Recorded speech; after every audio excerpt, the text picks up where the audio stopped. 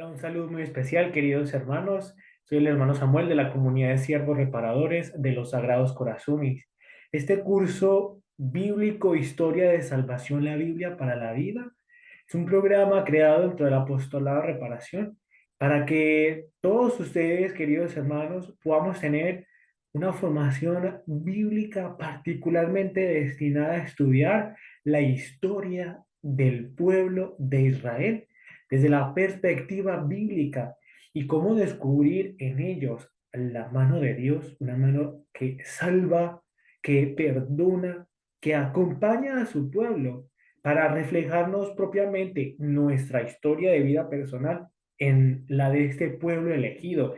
Y es que tú y yo también somos elegidos por Dios, somos muy amados por Él para una misión que cada uno desempeña en este mundo, porque somos parte también entonces de una comunidad, ya no el pueblo de Israel, ahora el nuevo pueblo de Israel que es la iglesia. Una iglesia que viene a quitar, a destruir, eliminar la tradición, es decir, todo este legado que nos deja el Antiguo Testamento, no por el contrario, es a partir de todas estas enseñanzas, de toda esta revelación que Dios ha hecho a su pueblo elegido, ver cómo se cumple en una persona muy importante, más que importante, es nuestro Dios, nuestro Señor Jesucristo, el cumplimiento de todas estas promesas. Y es lo que estamos viendo justamente finalizando nuestro curso bíblico. Ya vamos haciendo un recorrido muy importante, mis hermanos, que ya va culminando justamente en el cumplimiento de las promesas. Nuestro Señor Jesucristo, nuestro Salvador. Y es por eso que hoy haremos entonces una pequeña introducción a partir de lo que hemos visto, pero centrándonos en el mensaje de un profeta muy importante que ya lo hemos estudiado en una de nuestras clases, hablando de los profetas, y es Jeremías, que nos va a hablar de esa nueva alianza. Y es que ese ha sido el tema propiamente de nuestro curso bíblico, la alianza, el pacto que que Dios Padre ha hecho con el pueblo en diferentes momentos, bajo diferentes circunstancias. Y mediante ese pacto, esa alianza que Dios establecía, venía a manifestar de que el pueblo no está solo, que Dios le acompaña, le protege, le cuida.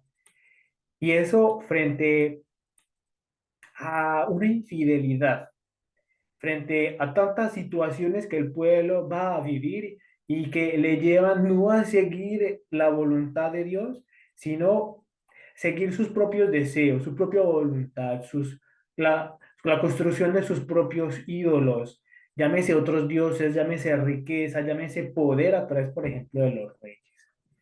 Y es por eso que entonces a partir de ahora vamos a centrarnos, mis hermanos, en la figura de Jesucristo. Y es que justamente hemos visto cómo a lo largo de muchos periodos importantes, Dios se ha revelado de una manera misteriosa, pero también muy concreta. Y esa revelación ha sido no definitiva de una vez para siempre, sino ha sido paulativa, en crecimiento, increciendo, ¿no? Como en la música.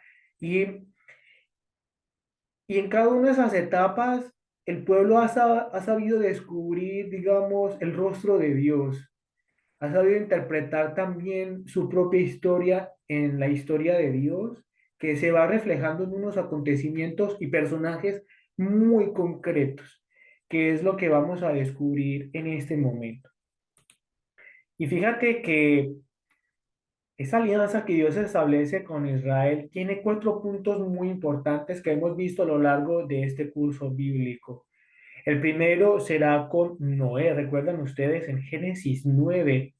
Allí veíamos cómo tras el diluvio Dios venía a establecer un pacto sellado en ese arco iris. Recuerdan ustedes, no volveré a destruir la tierra mediante la inundación, por ejemplo, otra vez bajo el agua.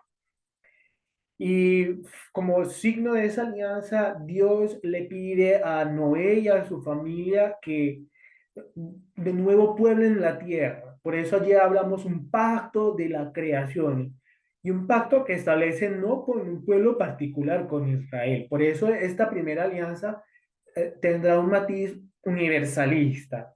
Y por eso Dios cuida de lo suyo. Dios creador que mantiene su alianza con todos los hombres. A todos nos cuida. Es Dios que hace caer el sol, la lluvia sobre buenos y malos, como veíamos en los evangelios. Otro personaje muy importante y dentro de la etapa de los patriarcas viene a representar a Abraham, padre en la fe. Y es que con él en diferentes momentos del Génesis vamos a ver cómo Dios sella su pacto y lo renueva en reiteradas ocasiones, en diferentes momentos. Y recuerdan ustedes ese pasaje cuando Dios le pide a Abraham que salga de su tienda para que contemple el cielo y que viéndolo de noche lleno de estrellas le dice, así de numerosa será tu descendencia.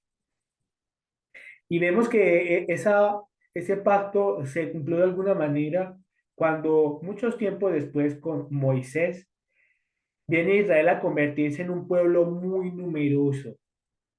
Pero es que Dios no solamente le promete a él una gran descendencia, un gran pueblo, sino que le promete también una tierra. Es lo que llamamos la tierra prometida, la tierra de Canaán. Y es justamente el lugar donde estaba Abraham. Y él no dudó, él le creyó a Yahvé. Y por eso él es el padre en la fe. Pero es que también le promete que de él saldrá un gran linaje, un gran linaje, que por su medio serán bendecidas todas las naciones a través de ese linaje.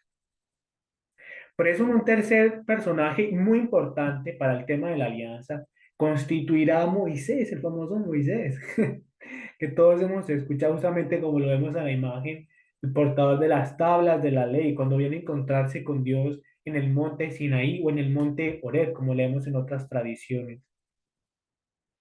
Y esto lo encontramos particularmente en el corazón del libro del Éxodo, en el 19, capítulos 19 al 24. Particularmente porque allí vamos a encontrar el relato cuando Dios le regala a Moisés y a través del acto de Israel el decálogo. Cuando Dios pacta con el pueblo en el capítulo 24 alianza, una alianza que es sellada por medio de la sangre de una víctima que es ofrecida a Dios y con esa sangre es rociado todo el pueblo y el altar donde se hace el sacrificio. Y él dice unas palabras maravillosas que sé que a nosotros nos dicen mucho. Esta es la sangre de la alianza. Y es que recordemos que para estos pueblos antiguos, el tema del sacrificio y de la sangre está estrechamente unido y simboliza un nexo. Y eso es lo que es el pacto de por sí. Recordando que el tema de la alianza, el concepto de alianza, viene a ser como, hasta ahora como lo hemos visto, una doble dimensión entre dos o más personas. Por eso doble dimensión. En este caso, Dios y el pueblo. Pero es que fíjate anteriormente con Abraham y Noé, lo está haciendo Dios con una sola persona, imagínate. Y ellos les está prometiendo algo más.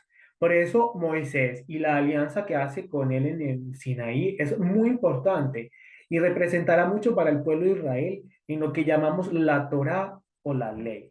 Y es por eso que en estos capítulos está contenido ello. Por ejemplo, el código de la alianza, que son unas normas como una especie de leyes diferente al decálogo, el cual lo encontramos en el capítulo 22, 23. En el capítulo 19, recuerdan ustedes, veíamos cómo Dios quiere manifestarse a su pueblo. Y por eso en la cima de ese monte el pueblo escucha y ve truenos, relámpagos, estruendo y dice, no, no queremos escucharlo. Háblanos tú, Moisés. Porque no es que no quieran escuchar a Yahvé, es esa manifestación. Por eso allí se habla de una primera teofanía, la manifestación de Dios. Y por eso luego, después de varios siglos, viene un personaje también muy importante, muy conocido por todos nosotros, el rey David. Con él iniciará la dinastía davídica, que como veíamos en los videos también, hablando de la realeza en Israel, particularmente en el reino de Judá, en el sur, viene a ser una dinastía de más de 4 siglos, imagínense. Y es que viene a cumplirse en él también un poco esta promesa que viene desde Abraham. Y David viene a hacer alianza con David en cuanto que su linaje será perpetuo, será para siempre. Y por eso veían representado en Salomón ese futuro de la monarquía. Pero es que con Salomón, incluso también con David y sus sucesores, viene una espiral vertiginosa para Israel en la que finalmente terminará por allá en el destierro, en el 586 a manos de los babilonios, del rey Nabucodonosor. Y uno podría preguntarse, ¿es que allí acaso termina esa alianza, esa promesa? ¿Acaso tendríamos que pasar 5 siglos para que de nuevo vuelva a retomarse ese reinado davídico, esa monarquía davídica, esa dinastía del rey David para cumplirse esa promesa justamente en Jesucristo? Pues porque se hablaba de que el Mesías tendría que venir justamente de esa promesa, viene, tendría que venir de esta dinastía davídica y por eso los evangelistas se esmeraban en estos árboles genealógicos que encontramos en Lucas y en Mateo, en esa descripción para justificar de dónde viene el Mesías, que tiene que venir como cumplimiento de esas promesas. Pero es que cada uno de ellos nos habla de algo más, mis hermanos, algo más profundo. Y un poco de eso lo recoge un profeta fascinante, que será Jeremías. Y es lo que veíamos también en uno de nuestros videos, repito, cuando exploramos un poco el papel de los profetas en Israel. Pero qué interesante en este primer introducción a Jesucristo, cumplimiento de las promesas, retomar todo este tema de la alianza para otra vez hacernos un contexto para ubicar dentro de Israel y dentro de esas promesas, dentro de este concepto de alianza, cómo viene a cumplirse en Jesucristo, haciendo un poco eco las palabras que Moisés repetía a todo el pueblo por allá en el Éxodo 24. Esta es la sangre de la alianza. Y con la sangre de ese sacrificio la rociaba a todo el pueblo. Ahora vamos a hablar justamente de una sangre eh, que viene a renovar y a restaurar justamente lo que Dios planeaba para su pueblo.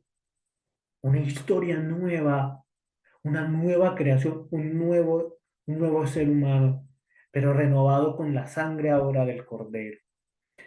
Por eso te invito a que leamos juntos este pasaje de la Nueva Alianza en Jeremías 31, versículos 31 35, y muy importante.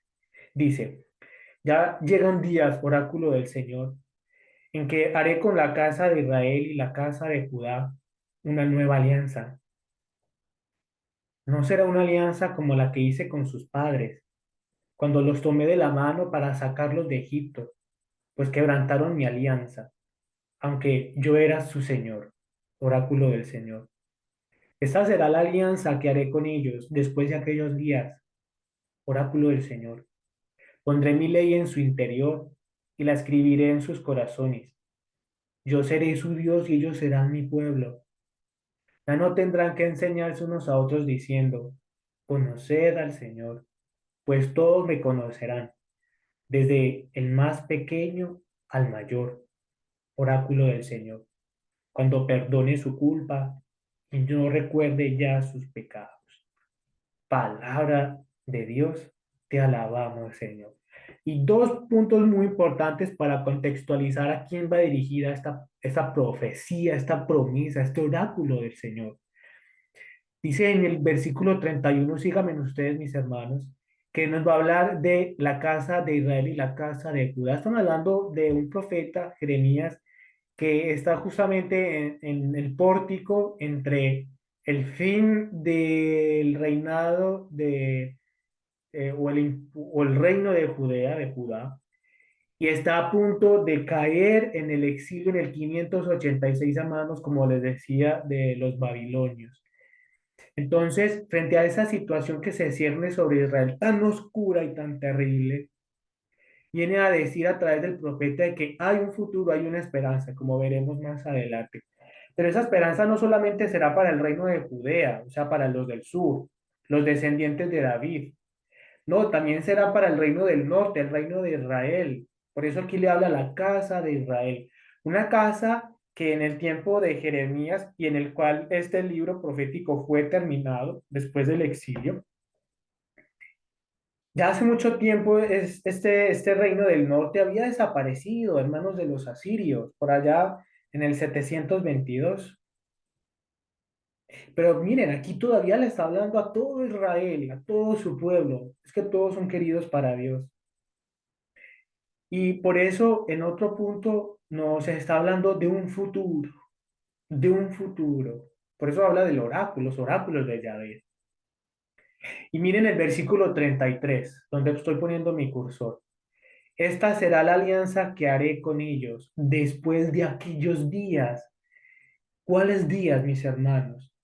Pues según la exégesis, es decir, la interpretación de este texto que hacen los estudiosos y diferentes autores, aquí se está hablando, se está refiriendo el profeta justamente a estos momentos tan críticos que vivió Israel en el exilio y después, es decir, miren, después de estos momentos duros y difíciles hay un camino de esperanza. Yo estoy con ustedes y porque estoy con ustedes, ya no existirá la ley de las tablas, sino en sus corazones. Algo muy hermoso, que nos habla, fíjense, no de un Dios que muchas veces nos hemos creado nosotros del Antiguo Testamento, castigador, señalador, vengador, cuando le escuchamos Yahvé, Dios de los ejércitos. Por eso hay que entender todo esto, mis hermanos, en su contexto. Y vamos a partir un poco de la explicación y actualización de este concepto a partir de un autor muy importante que ha escrito un libro que se llama La Alianza Nunca Derogada. Este autor se llama Norman Loffin, va a estar proponiendo lo siguiente. Escuche con mucha atención y sigan conmigo la lectura. El cumplimiento de las promesas de Jeremías de una nueva alianza no puede fijarse en un único punto de la historia. Es decir, no podemos solamente interpretar este texto o su cumplimiento a partir de lo que ha vivido el pueblo de Israel, lo que les comentaba en el exilio, en el 586 y cuando regresa en el 522, más o menos 70 años. Y es que dice Loftin, tal promesa se cumplió ya con el retorno del exilio y la organización de la nueva comunidad del templo en torno a Jerusalén. Y es que aquí nos está hablando también lo que vimos justo en la clase anterior, cuando Zorobabel, tras retornar del exilio, empieza la reconstrucción del templo, un templo que había sido destruido justamente tras las guerras, tras estas intervenciones, tras estos exilios, un momento muy crítico, de mucha pobreza, en el que Israel había perdido toda esperanza porque su templo, donde moraba Yahvé, estaba destruido, donde reinaba la pobreza en todo el pueblo, donde la nobleza, donde las personas que desempeñaban oficios los habían llevado lejos. Continúo leyendo. Y es que leemos en el Salmo 51, en el versículo particularmente en el 12, como lo leemos más adelante. Allí se muestra que ya entonces el pecador que había retornado y por lo tanto se había convertido, había pasado por un retorno de su corazón a Yahvé. Anhelaba entonces también un corazón nuevo, un corazón fiel a la Torah, es decir, a la ley, y todo ello viéndose reflejado como una nueva creación en Dios. Sin embargo, paralelamente, todo permanecía abierto para un cumplimiento escatológico, cristológico de la promesa. ¿Qué, hermano Samuel? Escatológico cristológico. ¿Eso qué es? Pues puede parecer un poco confuso, pero es que mis hermanos, estamos en un tema de formación y es necesario que tú también te adecues, te adaptes un poco a esta terminología, escatología, la cristología. Es aquella parte de las ciencias teológicas que estudian, por ejemplo, lo que hay en el más allá, lo que hay después de la muerte, es decir, las postrimerías. Y la cristología es aquella rama que estudia los dogmas o aquello que creemos en torno a Jesucristo. Por ejemplo, nosotros creemos que Jesús ha muerto y ha resucitado. Pero no solamente es decirlo, sino que hay detrás, o sea, el sentido de su muerte y el sentido de su resurrección. Esto lo estudia, por ejemplo, la cristología. ¿Y qué estudia, como veremos más adelante, la escatología? Pues bueno, por ejemplo, el purgatorio. Se encarga de estudiar el purgatorio, de explicarlo, de proponerlo, de ahondar en la escritura para saber qué nos dice en torno al cielo, por ejemplo, o al infierno.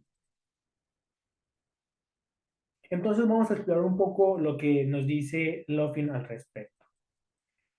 Por eso, esta nueva alianza tiene una doble dimensión.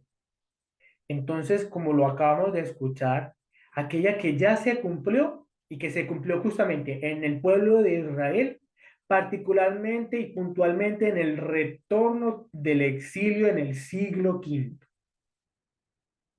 Pero es que todavía no se ha cumplido esa nueva alianza. Y hay ese sentido escatológico y cristológico. Porque ¿en quién va a tener su cumplimiento? Pues en Jesucristo. Porque hay partes de este oráculo de Yahvé que todavía no se ha cumplido y que tiene que cumplirse de alguna manera. Y ese cumplimiento, fíjense, como veremos más adelante, se hará en Jesucristo. Y es que admitir o pensar, continúo leyendo, que Dios no perdonó o abandonó a su pueblo después del exilio, implica negar el hecho bíblico e histórico. Y es importante acotarlo, mis hermanos, para rescatar de alguna manera que nosotros, nuestra tradición de fe viene también del pueblo judío. Ellos son como nuestros abuelitos. Nuestra escritura en parte es la misma de ellos, parte del Antiguo Testamento. Y por eso para ellos Dios también les ha hablado y aunque nos cueste aceptarlo, también todavía les sigue hablando porque Dios es fiel a sus promesas. ¿Por qué? Porque Dios no ha abandonado a su pueblo después del exilio, durante todo lo que ha vivido antes, siglos antes de la venida de Jesucristo y aún hasta el día de hoy. Porque Dios no puede derrocar sus promesas. Dios no puede destruirlas, no las puede romper. Y por eso hablábamos de una alianza nunca derogada. Es decir, no está rota, continúa. De modo que Dios perdonó a su pueblo elegido en el exilio, porque Israel evidentemente regresó a la tierra prometida, a la tierra de Canaán, y emprendió un nuevo comienzo en Jerusalén. Así que la alianza se renovó según lo anunciado en Jeremías, es decir, ya se ha cumplido parte de esta alianza. Pero es que se haya cumplido en parte en Israel no quiere decir que se haya agotado su cumplimiento o todo su contenido. Y es que ella nos habla de un panorama más profundo, unos horizontes más lejanos, presenta un contenido más amplio. ¿En quién? Figurado en Jesús de Nazaret. Porque fíjense que en el segundo punto nos dice que la promesa presente en el profeta Jeremías se reviste de una dimensión más profunda en el sentido escatológico. Haz de cuenta que en otras palabras podemos decir que ya se cumplió, pero todavía no. Suena confuso, ¿cierto? En parte ya se cumplió en Israel, pero es que hay otra que nos habla algo más profundo. Un ejemplo, allí nos decía de que ya no necesitarán instrucción, porque Yahvé habla, en mis palabras, habla al corazón. Y es que aún todavía, mis hermanos, veremos que en Israel todavía ha tenido y afrontará después de esos momentos del exilio otras situaciones bastante complejas, como veíamos también en nuestro curso de Historia de Salvación, la invasión después de los asirios, Eh, Después de los babilonios vendrán los persas, después de los persas vendrán los griegos y después de los griegos vendrán los romanos. Y incluso me atrevería a decir, después en el año 70 después de Cristo, viene la segunda y definitiva destrucción del templo. Pero entonces, si al día de hoy todavía necesitamos de esa instrucción, en alguien tiene que cumplirse esa promesa. Pues como veremos entonces, ella tiene que cumplirse en alguien, alguien. En el contenido de la nueva alianza de Jeremías hay también una novedad respecto a la comprensión de la alianza, es decir, hay algo más. Y es que consiste en la ley que se inscribe en el corazón. Allí estará la clave entonces para entenderlo, en quién se ha cumplido. Una ley que se inscribe en el interior y una ley que no es enseñada por otros. Tanto ustedes y yo necesitamos instrucción y enseñanza. Yo para transmitir esto también lo he tenido que aprender, he tenido que documentarme, leer y estudiar. ¿En quién se podría cumplir? Pues sí, evidentemente. Si todos los hombres descubren en sí mismos la condición de pecado e infidelidad a la alianza, esta ha tenido que cumplirse entonces en el sagrado corazón de Jesús, en aquel Jesucristo verdadero Dios y verdadero hombre, en quien tiene plenitud todos los seres, toda la creación, toda la humanidad, en quien tiene plenitud toda alianza. En Él está contenida toda la alianza, porque Él es verdadero Dios, pero también es verdadero. Por eso el corazón de Jesús representa el cumplimiento superior a la alianza, de esta alianza que Dios ha revelado, imagínense, desde Noé, desde los padres, desde los patriarcas. Lo que nos niega que también se ha cumplido de forma parcial en los judíos, más allá de los límites materiales o externos, o incluso que su no realización llegue al corazón de los hombres, en el sentido pues como se los he mencionado. Es decir, a pesar de que veamos todavía en el mundo el pecado, a pesar de que veamos en el mundo la discordia, a pesar de que no haya reconciliación aparente entre judíos y cristianos, esta promesa de alguna manera sí se ha podido cumplir. Y es que cito lo que dice Norman Loffin. Él dice, los cristianos nos remitimos a Jesús de Nazaret, al corazón de Jesús, y estamos convencidos de que todos los que se vinculan por la fe a este corazón, aunque fallen una y otra vez, necesiten siempre de nuevo el perdón. Se hacen, por tanto, en cierto modo partícipes de la fuerza de su fidelidad a la Torá, de su cumplimiento de Dios enraizado en la más íntima profundidad. Y en esto vemos nosotros un cumplimiento superior a todos los anteriores, de la promesa de la nueva alianza, el cumplimiento de la misma. ¿Qué quiere decir esto? Pues que justamente a pesar de que nosotros podamos fallar una y otra vez, nosotros podemos confiar en ese corazón amante de los hombres, misericordioso, dispuesto a ofrecernos siempre su perdón. Y por eso, esta alianza sellada por la sangre de Jesucristo, una nueva alianza, viene a reconciliarnos con Dios, con el Padre, más aún porque Él es el rostro del Padre. Y de alguna manera, por medio de esa reconciliación, nosotros también nos hacemos partícipes de todo ese legado del Nuevo Testamento, pero renovado, por eso estamos enraizados en Él, pero renovado por completo en la persona de Jesús. Pero es que, ojo, si algo quiere enseñarnos Loffin y también quisiera que nosotros podamos interiorizarlo, es que eso no niega el papel de nuestros hermanos judíos y de su importancia también en el plan de salvación. Y por eso nosotros, más que eliminarlo o cortarlo, somos continuadores, somos receptores de ese tesoro. Por eso no podemos juzgar a la ligera de que el pueblo judío fue el que crucificó a Jesús. No, no podemos culpar a todo un pueblo de un suceso particular histórico, que eso sería otro tema a tratar, pero muy interesante, créanme. Y por eso Jeremías nos habla de la importancia de la transformación del corazón. Y fíjate, hablando del corazón de Jesús, ¿no es acaso lo que Él nos pide cuando Él nos invita a retornar al amor, cuando Él nos invita a reparar por nuestras faltas, cuando Él nos invita a convertirnos, y como lo ha hecho a través de su apóstol Santa Margarita María de Alacoque? ¿Acaso todo ello no implica una transformación del corazón? Y es que fíjate lo que dice otro autor muy importante, Mansi. Él nos va a decir en particular, la nueva alianza no será escrita en losas de piedra, sino en los corazones de los fieles. Es decir, no será exterior, sino interior. Y por eso esa transformación del corazón nos tiene que hablar de la interioridad, de la transformación interior.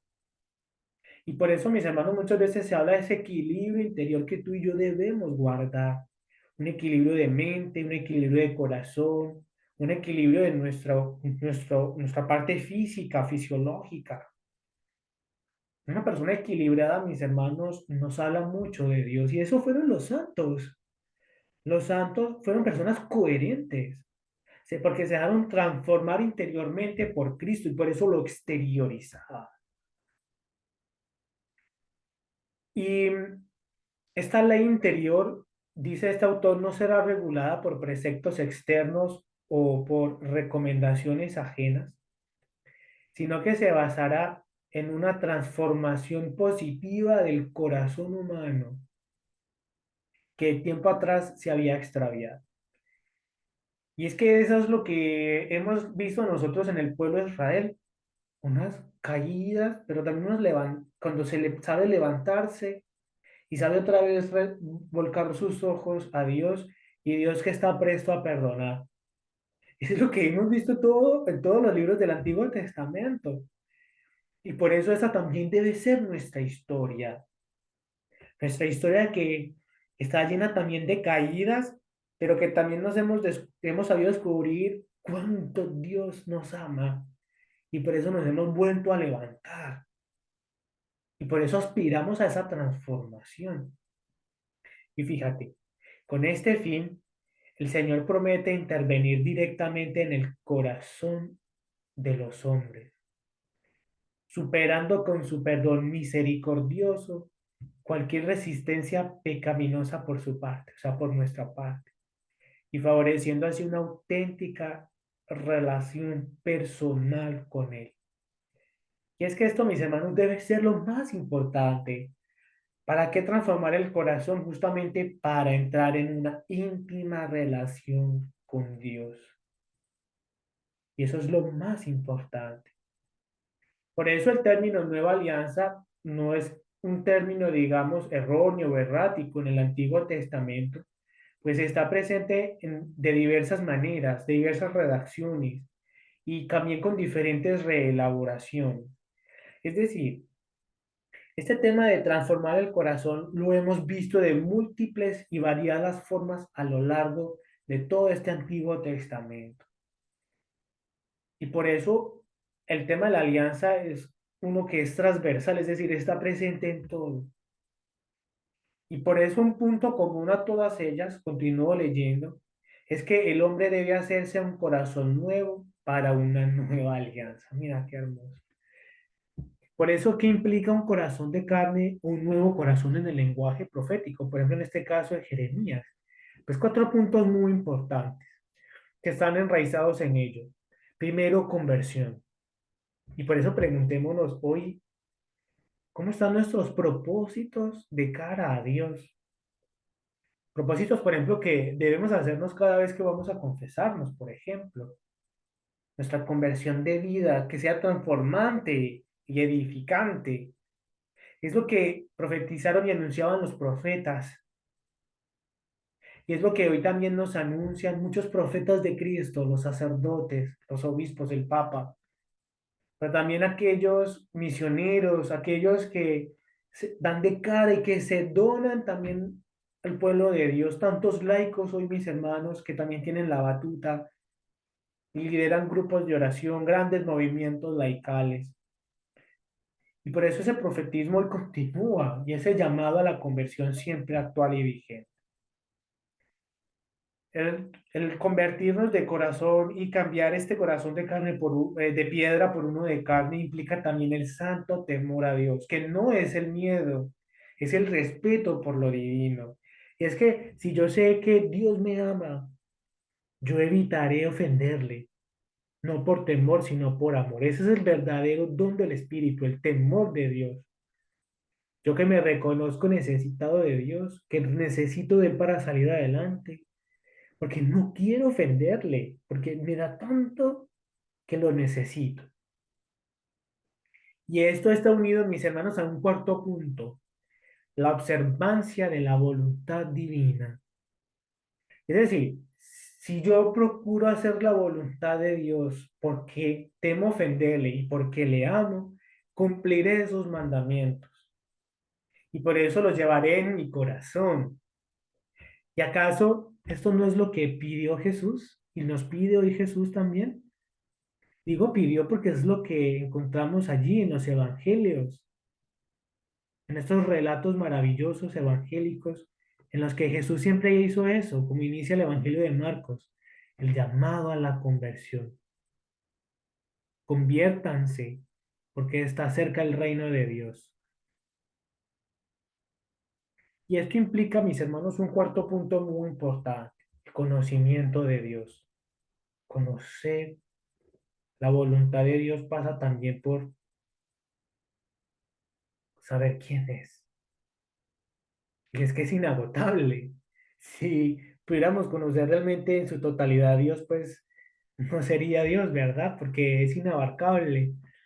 Pero es que el conocimiento de Dios pasa por nuestros límites, por nuestras limitaciones.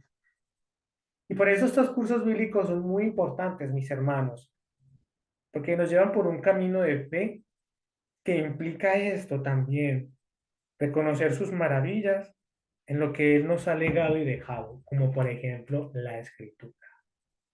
Es que decía San Jerónimo, no me cansaré de decirlo. Desconocer las escrituras, en este caso los evangelios, es desconocer a Dios, desconocer a Jesucristo. Por eso, en la nueva alianza expresa la promesa profética de salvación, como veíamos entonces en el exilio y en la diáspora. Y en ello veíamos cómo esta puede ser nueva, pero además expresar todo el contenido que de por sí lleva la alianza. ¿Y cuál es el contenido de la alianza? Pues mis hermanos, el pacto, la relación que Dios establece con los hombres. Y por eso miren que en esta presentación estamos yendo y viniendo entre Israel y el nuevo Israel que somos nosotros. Ese exilio y la diáspora, pero también la conversión que Dios nos pide a nosotros. Y por eso este curso bíblico siempre buscó eso, vernos reflejado en la historia de Israel. Y así como ellos, nosotros también podemos decir junto con el Salmo 51, oh Dios, crea en mí un corazón puro, renuévame por dentro con espíritu firme. Y fíjate que esta oración del salmista es una plegaria hermosísima, que nosotros también la apropiamos y la hacemos nuestra. Nosotros los religiosos, por ejemplo, debemos hacer estos salmos diariamente en la liturgia de las horas. Y tú también, ¿por qué no en un momento de oración y adoración puedas llevar tu sagrada escritura? Estoy seguro en este curso bíblico has aprendido a quererla mucho más. ¿Y por qué no, junto con los salmos, poder elevar una plegaria a Dios, inspirarte a través de ellos, poder iniciar tu oración? Uno escucha muchas veces cuando la gente nos dice es que estoy frente al Señor, hermano, y no sé qué decir o no sé qué hacer. Y a veces nos contentamos solamente con ir y rezar el rosario o hacer una oración a las carreras o deprisa. No, qué lindo que tú puedas también crecer en una oración inspirada, en un diálogo con Dios. Y por eso, en continuidad con la tradición profética, el Salmo 51 se puede entender como la súplica de un pecador que pide un corazón nuevo para volver a Dios. un corazón orientado al conocimiento de la voluntad divina, lo que veíamos antes. Y este es el enunciado nuclear principal, más importante de la promesa de la nueva alianza. Y por eso esa nueva alianza no tiene el cumplimiento solo en Israel, sino en cada uno de nosotros, particularmente en Jesucristo, Verbo encarnado, que con su muerte en la cruz y con su sangre viene a sellar la nueva alianza. Y por eso tener ese nuevo corazón orientado a Dios, abocado a conocerle y a profundizar en su amor, mis hermanos, es el núcleo del mensaje de Jesucristo, el llamado a la conversión, pero una conversión que pasa por el amor que se entrega y se dona, como lo hace y lo hizo Jesucristo por cada uno de nosotros. Y es que si Dios se deja pedir ese don, es que seguramente ya lo tiene preparado. Es decir, Él quiere que lo pidamos, Él nos lo da como don en su Hijo y en nosotros está recibirlo y acogerlo. Por eso, mis hermanos, entonces la nueva alianza, para ir terminando, tiene entonces dos vertientes muy importantes. Se cumple en los judíos, que es ofrecido en primer lugar a ellos como don, pero que a su vez se convierte en la espera del Mesías y que aún lo siguen esperando. Pero también la otra cara de la moneda de la nueva alianza entonces será un cumplimiento definitivo de una vez para siempre, en un ya pero todavía no, un sentido escatológico que mira al futuro, pero que ya tiene una promesa cumplida en el presente. ¿Y en quién se ha personificado? Justamente en Jesús. Jesús, nuestro Mesías, nuestro Salvador. Qué lindo, ¿verdad? Y por eso, como leemos en las Escrituras, después de haber hablado muchas veces y de muchos modos en el pasado a nuestros padres por medio de los profetas, Dios, en el periodo final en el que estamos, nos ha hablado a través del Hijo. Dios nos habla, Dios habla a la humanidad y Dios habla a Noé, Dios habla a Abraham, Dios habla a David, como veíamos, Dios habla a Moisés en el Sinaí, pero es que Dios te habla también a ti y a mí a través de su Hijo Jesucristo y nos habla particularmente en la Sagrada Escritura. Nos habla la riqueza de nuestra iglesia a través de los sacramentos, nos habla a través de la oración, nos habla a través de un corazón que se convierte y que se convierte en instrumento de Dios, instrumento, ¿porque no?, de una nueva alianza. Tú y yo, hermano mío, hermana mía, somos instrumentos también de Dios, instrumentos para hacer el bien, para amar, para entregarnos, para perdonar, para hacer luz en un mundo que necesita de Dios, para hacer sal en la tierra, para hacer fermento en la masa. Tú también haces parte de esta nueva alianza en Jesucristo, sellada con su sangre preciosa. Y es por eso que con Jesús viene a cumplirse todas estas promesas. Y nosotros, mis hermanos, ¿qué estamos dispuestos a hacer por el Señor? ¿Qué estamos dispuestos a hacer para que esa nueva alianza se cumpla en ti y en mí, hoy en nuestra iglesia? La iglesia y el Señor te necesitan. Y por eso, mis hermanos, estamos en buen camino en este curso bíblico, Historia de Salvación, la Biblia para la Vida. Te invito a que nos acompañes en nuestro próximo curso. Ya vamos terminando, justamente ahondando y profundizando más en la persona de Jesucristo, en ese cumplimiento de la nueva alianza. Muchísimas gracias, Dios los bendiga. Les acompañó el hermano Samuel de la comunidad de siervos reparadores de los Sagrados Corazones, en comunión también con nuestro movimiento laical Apostolado de Reparación. Qué alegría contar con tu presencia. Nos vemos en una próxima ocasión. Muchas gracias. Dios los bendiga.